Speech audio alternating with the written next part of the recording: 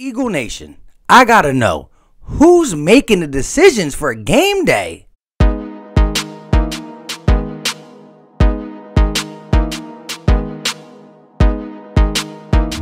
Yo, what is going on, everybody? I go by Philly Mike, and this is the Philly Talk Podcast.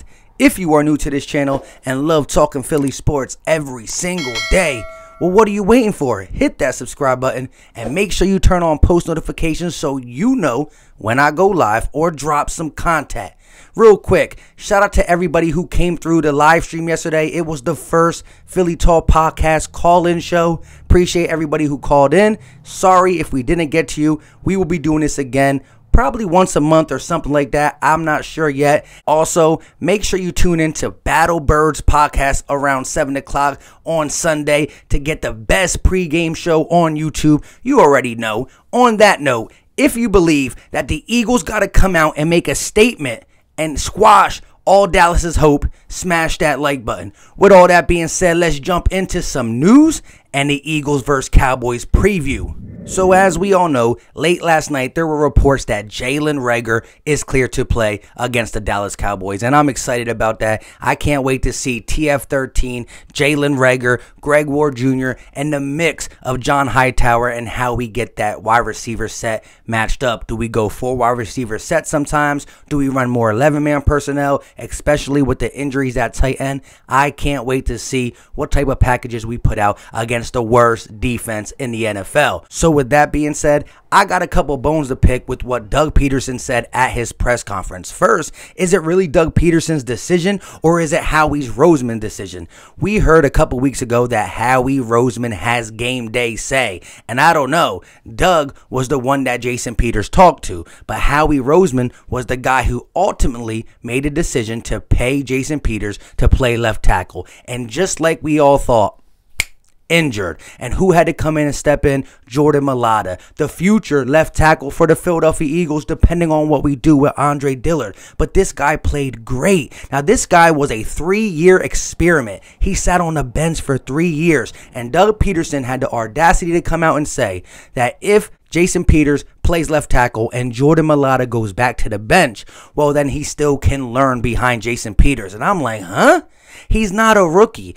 If you have a rookie left tackle, first time in the NFL, he can learn a lot. This man's been sitting on the bench for 3 years learning. I mean, at one point, you can learn for 1 year, 2 year, 3 year, 10 years. It doesn't get put together until you put it on the field, which we saw him do. Now, he wasn't an all-pro left tackle. He struggled here and there, but he's gifted. He's strong. He's huge, and he can bully some guys. Yeah, he has some stuff he has to clean up, but I think he needs to stay there. There's no reason of taking 2 steps forward and 1 step backwards. We're never going to get anywhere. Remember, we signed Jason Peters to play right guard, so move him around or keep him on the offensive line as depth. You can't keep bringing your young guys out there. They show promise, and then you reel it back in just for Jason Peters to go out there, get hurt at halftime, and now Jordan Mailata is not juiced up for the Cowboys. He's not in game shape. He's over there sitting on the sideline. He comes in rusty. You can't do that to the young guy.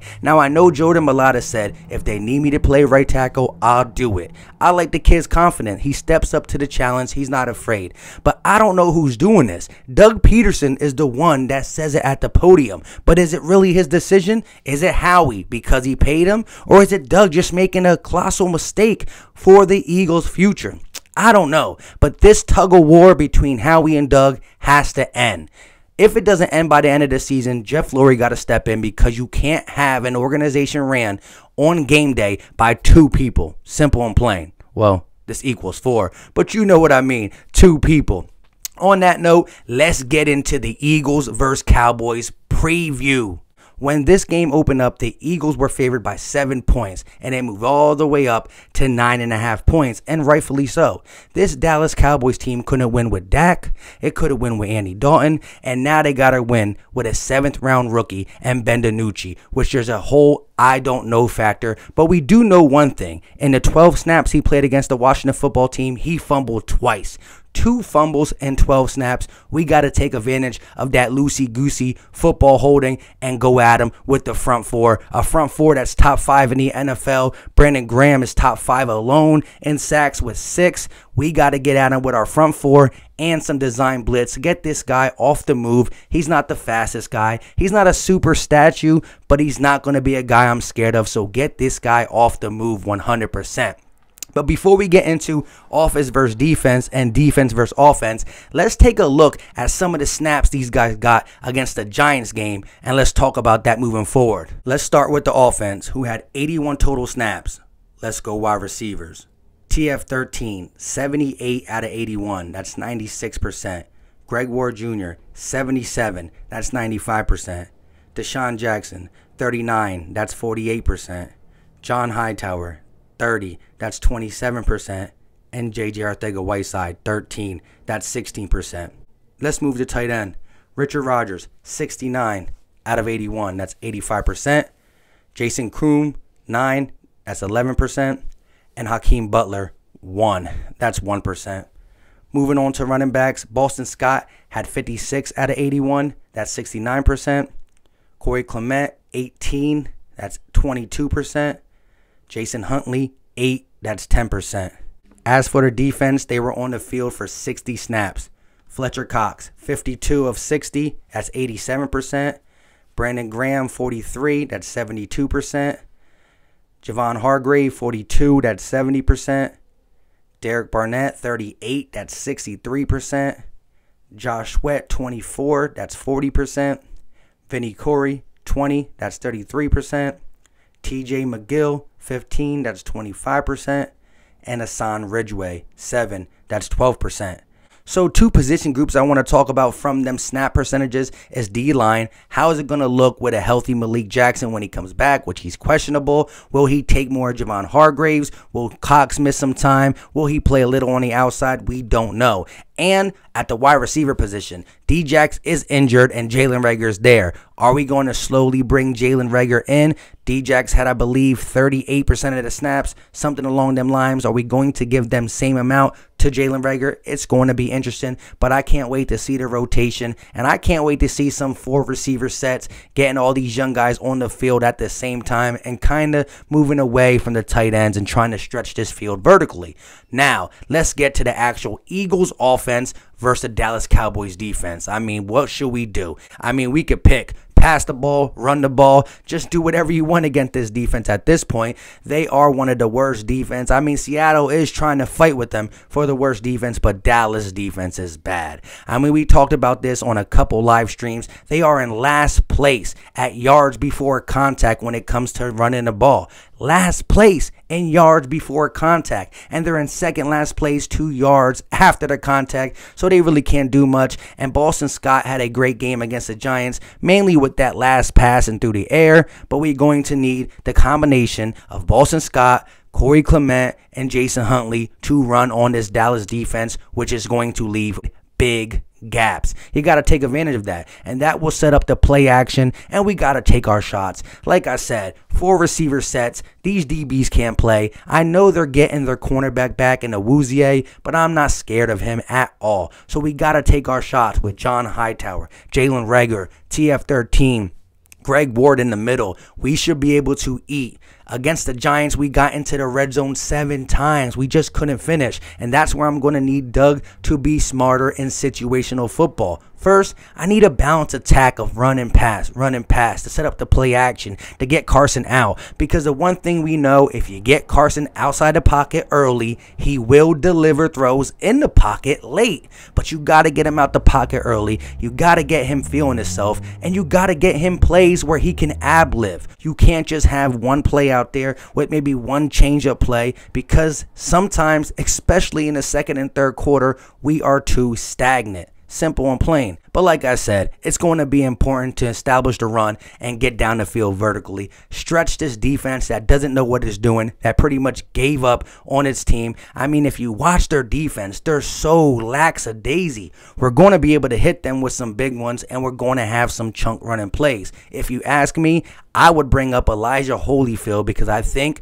with Boston Scott and Elijah Holyfield, we could get away with letting Miles Sanders get some rest until his knee is good, because a knee injury for a running back is no joke. So there's no reason to rush him back in this game. Let him get the bye week. But I don't understand why we don't call up Elijah Holyfield. But on that note, listen, I like Corey Clement from what he did, but he shouldn't be on the field. The second running back to Boston Scott needs to be Jason Huntley. That's just my opinion. You got to share the ball with Boston Scott, Jason Huntley. If one of them get nicked up or tired, go ahead and put Corey in there. But he got to be that third guy. You got to trust the young, hungry guys. Simple and plain. But I don't want to spend too much time on offense. I'm not going to break down no plays, because this is about who wants it more. It's for first place, division game, Sunday night. We're going to have to get it done, and we're going against a horrible defense. Yes, we don't got the Miles Sanders, the Dallas Goederts, the guys that can make big plays happen, but we still got enough to put up 30 plus on this Dallas defense. Now let's switch it over to the defense versus the Dallas's offense. Listen, I believe even though they got these three great wide receivers, they're going to try to start playing through Ezekiel Elliott as long as Andy Dalton's not there. And even when Andy Dalton comes back, they're going to play through Zeke. I know their offensive line is banged up, but what Cowboys fans ain't really telling you is that they might get Zach Martin back and they might get Joe Looney. So yes, the two tackles on their team are young and bad, but they are going to have a little bit healthier O-line, and they're going to try to run the ball with Zeke. And Zeke can still run the ball as long as he's not putting it on the floor. So if I'm the Eagles, I'm going to be grabbing at that ball because it's in his head about letting it go on the floor, and I want to continue that cycle. Now, again, I don't see Ben DiNucci dropping back more than 30 times. They're going to try to run the ball. If they get down big, they'll have no choice but to do that. And the Jim Schwartz Y9, he wants to blitz for and play coverage, but he will timely blitz young quarterbacks, inexperienced quarterbacks, and that's what you got with number 7, Ben DiNucci. Simple and plain. So Jim Schwartz will be aggressive, letting his front four go. He'll keep a healthy rotation. Malik Jackson is questionable. Again, if he can play, let him play, but no forcing anything in this game. I'm not trying to underestimate them, but we got to get healthy and get this W in the same process. But Ezekiel Elliott is going to be the guy we stop. We stop him, which we're pretty dominant against the run. Ezekiel Elliott did have our number last couple years, but we do stop the run. We can't stop receivers this year, but we do stop the run.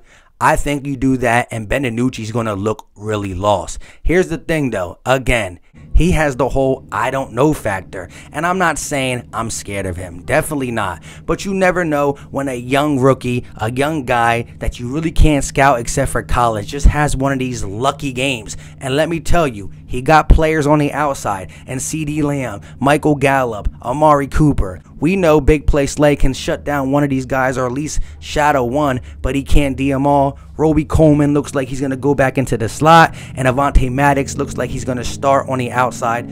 We're going to have some trouble if the offensive line for the Dallas Cowboys holds up. I don't think it will, but if it does, Ben DiNucci can come out and get some rhythm passes, and that's what I think they're going to do. Michael Gallup is their big play receiver. They will take shots if the offensive line allows them, but they want to get out the ball fast. Watch out for the double moves, but I'm expecting the Eagles to sit on some of these routes and get some picks. This should be a Giants or San Francisco-esque game where the Eagles defense create turnovers, they create havoc, and they give our offense extra possessions. But this time, unlike the Giants, unlike the Niners, we're going to finish these extra possessions, and I got the score being pretty high. This ain't going to be like no 40 burger, even though we should be able to do that. But I'm not going to predict my score on this video. I will predict my score in the Battle Birds podcast pregame show, so make sure you come through and see it at 7 o'clock on Sunday. We will be there and ready. This is a game that who wants it more? I know the Cowboys are not a good team, but it's a division game, and you never know when this might spark them to get up and actually listen to some coaching. So we can't take them lightly. We got to go out there and put the nail in the coffin, because once we beat this team the way I think we can beat them, their morale will be all the way down. and there will be no coming back from that. Now, before we end this video, instead of me predicting the score in this video, like I said, I'm going to do it in the Battlebirds podcast on Sunday. I want you to predict the score, and I'm going to have a little giveaway. A $25 gift card to whoever gets the score right. So, in the comment section, predict the score, and the person who's closest to the score will get a $25 gift card and or $25 cash app to whatever you got. Venmo, Cash App, Google Pay, whatever you got. $25 gift card sent to you or Cash App. Predict the score. Whoever comes closest will get that money. And I will give my score on Sunday. Until next time, you know what time it is. We out.